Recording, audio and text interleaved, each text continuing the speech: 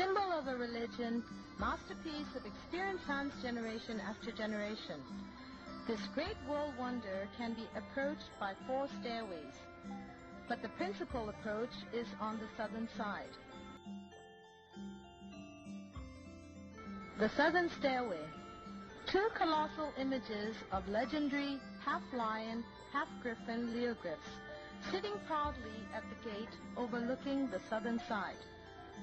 These 30-foot high lions were donated by a broker of Yangon in 1887. The 2 images of sitting ogres behind the lions were the donation of King Tayawadi when he visited the then city of Dagon, now Yangon.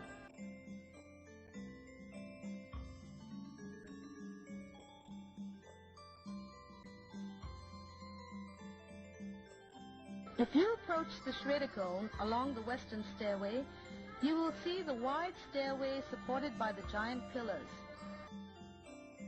The eastern stairway is being lined by stalls selling religious articles, handicrafts, and Myanmar traditional toys, including the big owls, those which some Myanmar believe brings good luck. When you reach the top of the southern stairway and look upward, you will see the panel of wood carving depicting the 8 major glorious victories in the life of Lord Buddha, decorated with finely carved floral designs of teakwood. The pagoda is not immediately seen from the top of the stairway. It is aesthetically hidden behind a large prayer hall with glass mosaic pillars, only revealing part by part to pilgrims visiting the pagoda clockwise from the southern stairway. But a few steps from here, the Pagoda Trustee Board has successfully established a Buddha Museum. Life stories of Lord Buddha are painted by various artists in traditional fashion. The story of the Great Shwe Dagon dates back as early as 2,500 years ago. 2 merchant brothers from Myanmar traveled to the western middle place, which is supposed to be India today, met Lord Buddha, and were given 8 pieces of hair relics to be enshrined in Myanmar. The king of Oklapa erected the pagoda and enshrined them inside. Western stairway. The pagoda is not just a mere work of art and architecture. The 326-foot bulbous bell-shaped pagoda is made up of various portions between the diamond orb and the pagoda platform. Each resembles both for the celestial and terrestrial realms of different existences. The upper portion from the inverted begging bowl is said to resemble higher and superior spiritual and physical attainment. Diamond orb, nirvana or supreme attainment of non-existence. The planetary pose for Wednesday born and the animal sign is a tuskless elephant. The Wednesday born are pouring water on the post and on the elephant figure down below the Buddha image to bring peace and coolness to mind and body. Shwe Dagon is built on the summit of the hill that has been leveled to the form of a platform about 900 feet from north to south and 700 feet from east to west. One draws gladdened tears through sheer emotional satisfaction seeing the shrine of Shwe Dagon. Nothing can touch a Buddhist Myanmar so much as the sight of the great pagoda with all its glittering glow. Every local or foreigner regards it as a special privilege in one's lifetime to visit this one of the greatest cultural monuments ever erected by man. The Great Pagoda is surrounded by clusters of 150 smaller pagodas on upper and lower terraces. Figures of animals, symbols, spiritual beings representing different planets or days of week. There also stands a figure of an extraterrestrial. He is in fact a recorder who writes down names of good persons and evildoers. Gold plate for good ones and dog hide for evil persons. This young lady may be wondering if her name is written on the gold plate. Many dignitaries have visited since time immemorial. Subhas Chandra Bose of India, Lord Mountbatten of England, King Sihanouk of Cambodia, Richard Nixon of the United States of America, Her Royal Highness Siradon of Thailand, and etc. The pagoda has been noted in the Guinness Book of World Records as the oldest and tallest in the world. We walk a little further clockwise from the southern side. There is a significantly eye-catching dark brown colored prayers pavilion donated by ethnic Rakhine brokers. Works of pre-Buddha stories are beautifully woven in intertwining floral designs of intricate wood carvings. There is no discrimination to enter the pagoda precinct. For an observer, an admirer, a historian, a tourist, a worshipper, it's a free open-door place for everyone. There are clusters of small satellite shrines around Shwe Dagon on the upper terrace donated by different people of different times during a long period of time. Some are legendary, some mythical, some historical, but some seem very personal. Part of Buddhist novitiation ceremony is to expose young boys in front of two figures, King of Gods and the Guardian of Shwe Dagon. It is a widely accepted practice done outside Buddhist norms. The boys wearing their customary dress for this ceremony seem a bit uneasy in the princely outfit after rounds of procession, just before being made a novice monk. According to rules, mothers of the boys offer coconut and bananas to the gods at the shrine.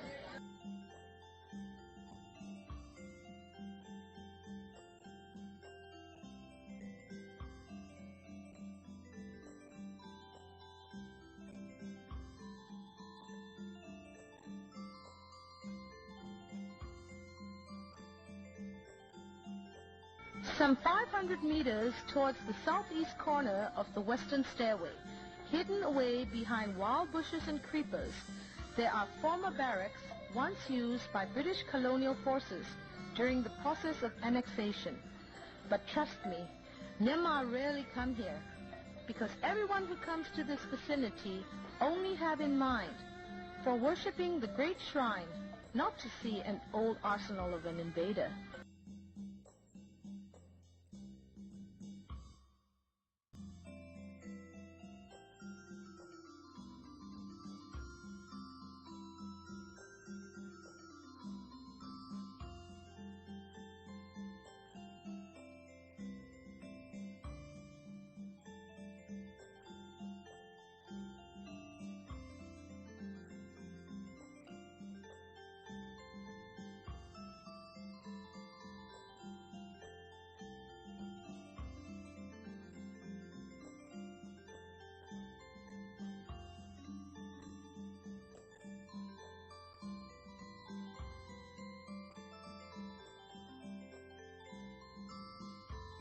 This figure is related to a fable honoring the paternal love. The figure is of a lion with double body and human face. This bell is widely known by the name of its donor, King Singku. The 24-ton brass bell was cast in 1778, when it was brought away by British as war trophy after conquering Lower Myanmar. The bell sank when the carrier boat capsized and stayed underwater only to be salvaged and be back at its own place in 1923. Though being damaged at the lip, inscription of prayers around exterior surface can be well read. Shinsopu Pagoda, named after the donor Queen Shinsopu, who made renovation and gilded Shwe Dagon in the 15th century. The figure of an ogress with big eye teeth and carrying a heavy club, apparently to frighten people who approach the pagoda with an evil mind, is also a donation of the Mon Queen. This is to serve as a guardian to her good deeds.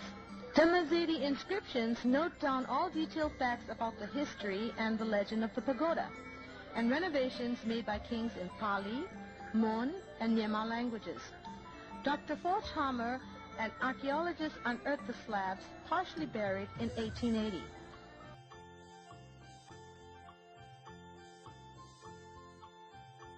You also see the wish-granting stones in the same pavilion. The suppliant lifts stone after bowing and saying, May I lift the stone if my wish is granted. Just an act to strengthen one's own spirit and to uplift downtrodden morals. Actually, they are not related to pagoda or Buddha. One full moon day at Shwe Dagon. There generally are many devotees saying prayers, reciting scriptures, or chanting in unison in the cool moonlit evenings added with candle flames. Being on the platform of Shwe Dagon or near the great shrine on auspicious days, everyone is in spiritual bliss. On every Sunday and Buddhist Sabbath day, 4 Buddha images of 4 prayer halls have their face washed, and food, fruits, and flowers and light are offered. This practice has been observed since 58 years ago. The face washing ceremony begins at 4 in the morning from the Eastern Hall. It carries on to another Buddha image, clockwise. When the Gautama, the 4th and the last Buddha of this cycle, was face washed, the sun gradually rises amongst surrounding pagodas. Friday Duties Association has its own pavilion donated by its members. The members carry out the religious activities and other necessary works on every Friday on the platform. The Friday Duties Association members today are reciting Buddhist literature before making general cleaning of Shwe Dagon platform with grass brooms. To keep maintained a lovely tradition of unity and nature, majority rejected modern way of noisy vacuum cleaners on the pagoda platform.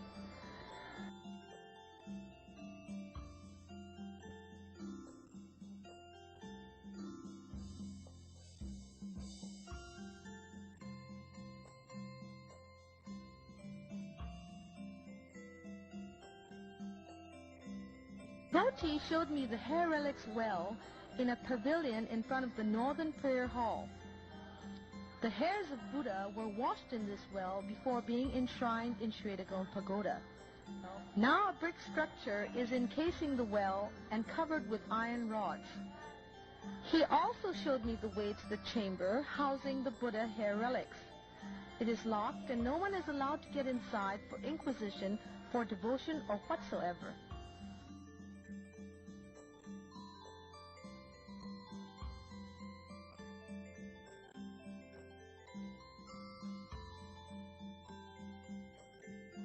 Pavilion is dedicated to a monk of Pagan era.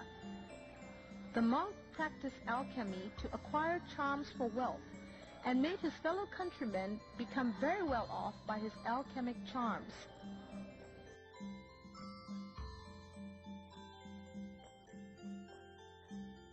Is also widely acclaimed as one of the wish-fulfilling shrines for certain believers.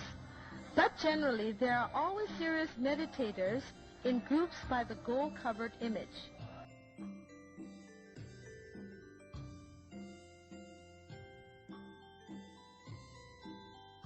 Hoji Pagoda, or Elder Pagoda, marks the place where Buddha's hair relics were placed before they were enshrined in Shwe Dagon. It was the model of Shwe Dagon before building the Great Pagoda. Some find a better place on the upper terrace for recluse to do meditation when Shwe Dagon is crowded. King Tayawadi's bell is 42 tons in weight and the biggest at Shwe Dagon. A list of donations and prayers are written around the outer surface of the bell. Young children who are slow to speak at their age are put under the bell so that they speak timely and are articulate. Such children and worried mothers are seen often at the bell.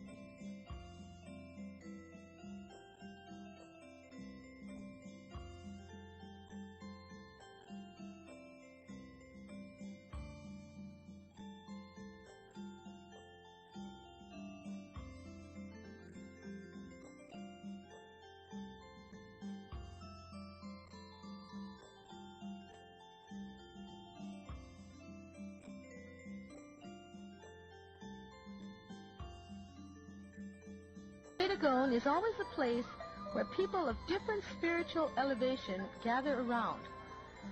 Some seem much inclined to be animists, some inferior believers of Buddhism, some are traditional, some ordinary, but some are very serious devotees with a higher level of attainment. Thus, the Great Pagoda is a place for elevation of spiritual attainment, a place for bodily coolness from worldly cravings in hot summer, in cold season, and also in rainy days. A worshipper, and even a little girl worshipper, cannot be hampered by crashing raindrops.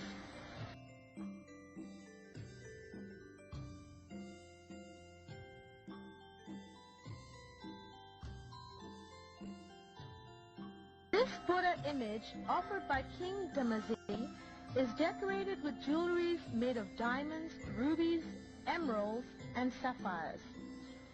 All stones are donations by men and women of different times.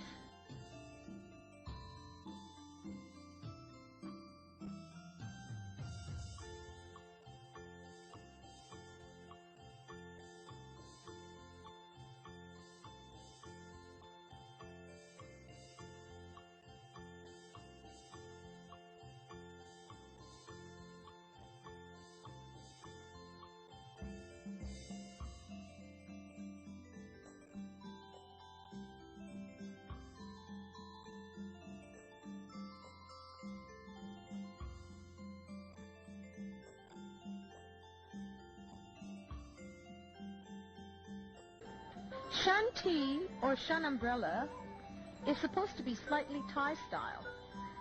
The umbrella post is erected on the figures of 3 white elephants. In about November, on the night of a full moon day, the platform of Shwe Dagon is crowded and noisy because there is an annual weaving competition.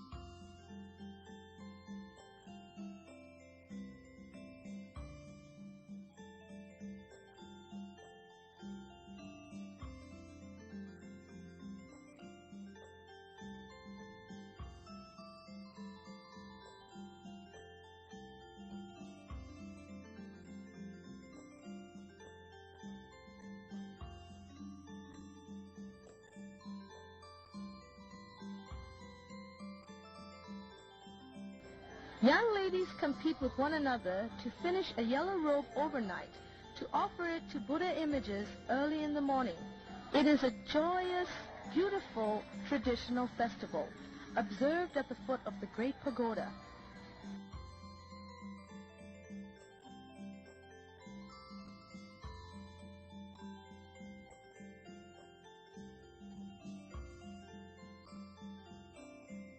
At 4 in the morning of full moon day, the robes are offered at Buddha images, beginning from the first Buddha at Eastern Prayer Hall, led by pagoda trustees and followed by worshippers. Then they move clockwise and offered to another Buddha image. After the 4th Buddha image is offered with the robe, male worshippers go up a terrace. Only males and only registered males are allowed by Pagoda Trustee Board here. No women on the upper terraces. As restricted, there are not many people up here. The place is more quiet, more peaceful, resounding a higher elevation.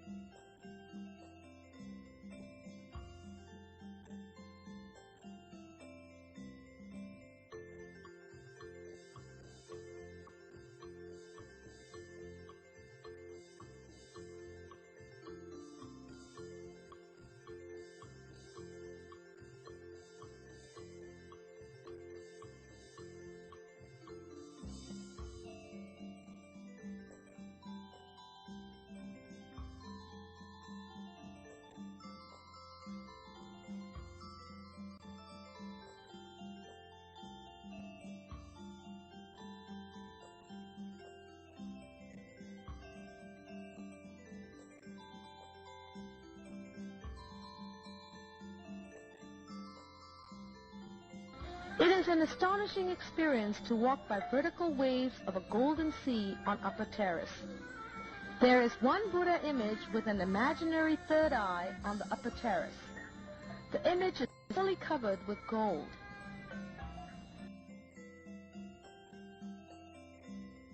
The Upper Terrace and the Buddha image are taken care by a team of assigned monks. They have to go round and see if things are well. They collect and keep if any valuable gold pieces or jewelry fall down due to bad weather, erosion, or birds. Gold covered on the pagoda body is estimated to be 7 tons. Jewelry and gems on the upper part of the pagoda, priceless. Above all, the sacred relics enshrined inside secret chambers may not be termed at worldly prices.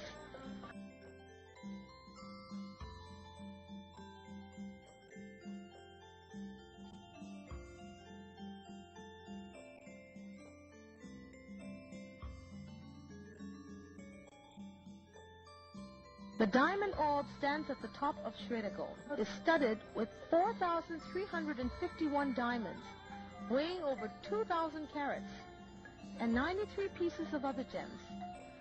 The very top of the orb is tipped with a single 76-carat diamond. The 199-pound vein is 4 feet 2 inches long and 2 feet 5.5 inches in width. It is not easy to evaluate the value of gems and jewelry donated by the ancient kings and people of different eras. 1.25-ton T, or umbrella, has 7 tiers. Many small bells of gold, silver, and brass are attached to it, making sweet tinkling sounds in the bell. Some weight of umbrella is put on the banana bud by screws. Under the bud are the lotus petal and the inverted begging bowls. The renovations of Shwe Dagon to become the present size and appearance was done by successive kings and collections from individual donors through its long history.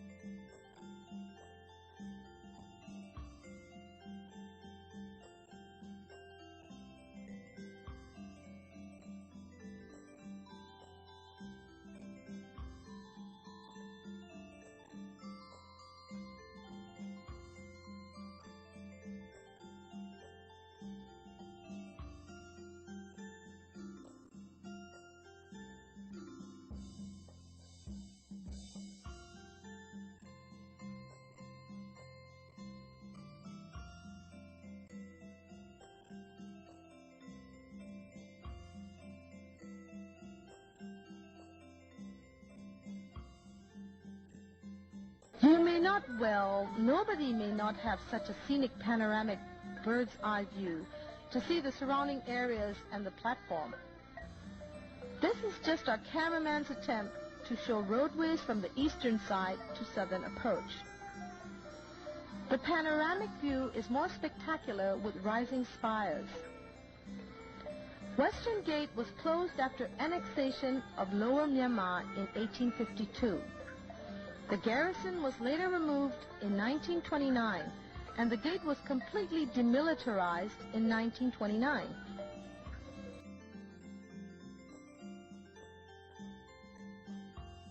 General renovations to the body of the pagoda and regilding is done every 4 years. Then a bamboo scaffolding is made around the pagoda body to shelter the gilding process from wind. Formerly, the whole body was encased with the scaffolding, but since about the time the large thick gold plates were used for permanent covering for upper part of the body, only lower part is still being gilded with thin, flimsy gold leaves. The scaffolding is made by traditional method of using bamboos, reed mats, and coconut fiber robes. It takes about 100 days to complete the reshining process. Gold dust is scrubbed or brushed and collected by traditional means. After about 3 months, the great pagoda is glittering and gleaming in gold again.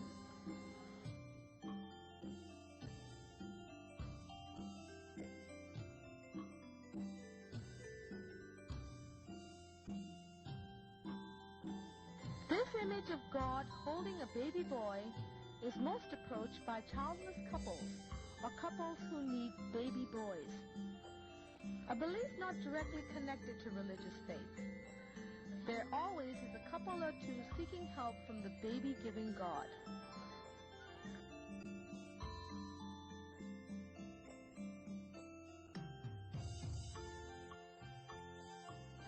One day before Myanmar New Year, it is one of the most auspicious days to mark the ending of an old year.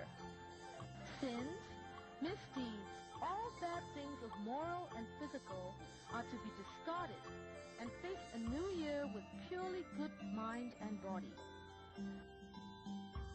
အခုလိုမြန်မာနိုင်ငံရဲ့ရှားပါမှတ်တမ်းတွေကိုအမြဲကြည့်ရှုခြင်းသူများအနေနဲ့ဒီ channel ကို like and subscribe လုပ်ပြီးအားပေးကြည့်ရှုနိုင်တယ်လို့ Facebook မှာတော့ reality show page မှာ like and follow လုပ်ပြီးအားပေးကြည့်ရှုနိုင်ပါတယ်။တစ်တင်တိုင်းသိရှိနိုင်ရန်အတွက်ဘေးကခေါင်းလောင်းလေးကိုနှိပ်ပြီးဖုန်းရဲ့ notification မှာသိရှိနိုင်ပါတယ်။